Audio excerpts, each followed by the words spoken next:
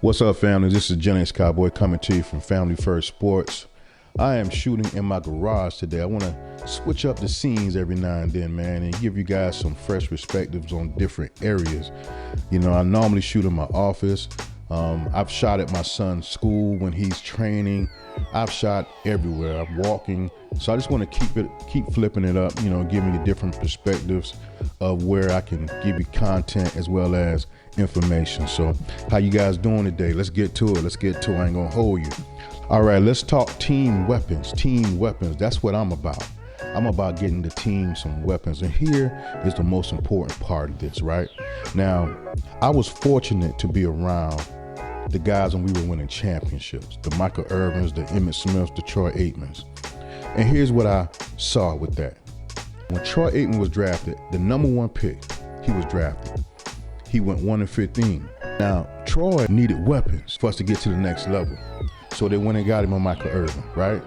They went and got him an Emmitt Smith, Jay Novacek.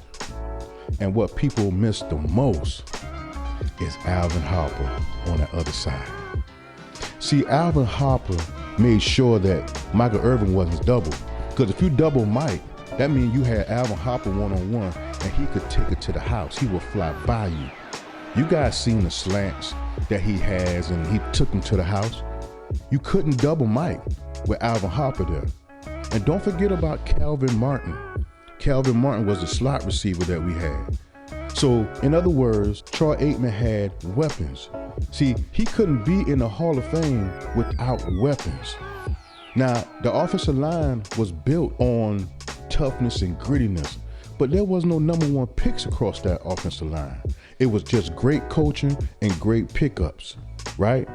Now, we have some Hall of Fame offensive linemen as well, but the team built weapons first. Weapons. Now, let's fast forward to Dak and the Cowboys of 2025. What does Dak need to succeed? We done gave Dak $160 million, right? He's here. He ain't going nowhere. So what do we need to do to take him to the next level? We guys know quarterbacks it's what it is. If you ain't got a quarterback in this league, you ain't got a team. So what do we need to do to help our quarterback? What will move the needle for our Cowboys? And that's to help Dak. We got to get Dak some weapons, right? Those weapons need to be a wide receiver in the first round and a running back in the second round, period. I know people want an offensive lineman. I know people want a cornerback. I want a cornerback as well. Offensive lineman, not so much. I think we're good on offensive lineman. If you guys hadn't seen the video what I did with why we don't need to take an offensive lineman in the first round, please go look at that. And that breaks it down. That ends the debate. To me, in my opinion, it ends the debate of why we should not take an offensive lineman in the first round. All right? And it goes with Clayton Adams. But y'all go check that video out. But team weapons is what we need to focus on. Go get him a Tetairoa McMillan, an Emeka Egbuka, a Luther Burden. First round picks. One of them going to be there. Go get them there. Because you know what they did to CD? Look at CD 8, even though he was double teamed. What you think he'll do when he's not double teamed? So now if they do double team CD, whoever's on that right side needs to eat. Now what person on that right side can eat like that? That's either Ted, Emeka, or Luther Burden. And I say Emeka is used to being a number two. He knows what it takes to be a number two, right? He's a professional. This guy got over 202 catches in his career at Ohio State. He leads all Ohio State's receivers who are legendary in this league. Ohio State is basically wide receiver U in the NFL, right? So that's a great pick right there in a nice trade down scenario, because if people don't think, I'll take him at 12, to be honest with you. But if you don't want to take him at 12, trade down a couple picks and take him then. If Ted is there, take Ted. Dak ain't never had no 6'4", 6'5" wide receiver like that, with a wingspan like that. Go get Ted. Get a dangerous person on that other side of CD so we can live.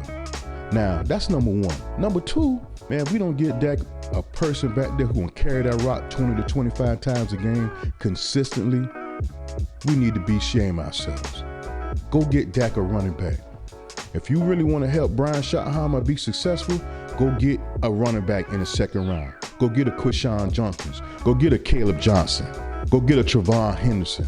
Get somebody in that backfield that can get that rock 20 to 25 times. I'm all about team weapons, man. I'm all about helping Dak because I know Dak ain't going nowhere. I have my problems with Dak sometimes. I do, but I can't beat Dak up if we ain't getting him the right tools for the job. We can't ask the man to fix the cabinet and he ain't got no pliers in there. He ain't got no screws, no nails. We can't ask him to do that. We can't beat him up for it. Now, I do hold Dak accountable to some of the things that he can control. He has dropped the ball on a few things as well. And we got to know that. We got to understand that. And that's cool. But we have to get him some weapons, man. Team weapons. Once we get him these weapons, let's see where we go. In today's NFL, you have to be mobile.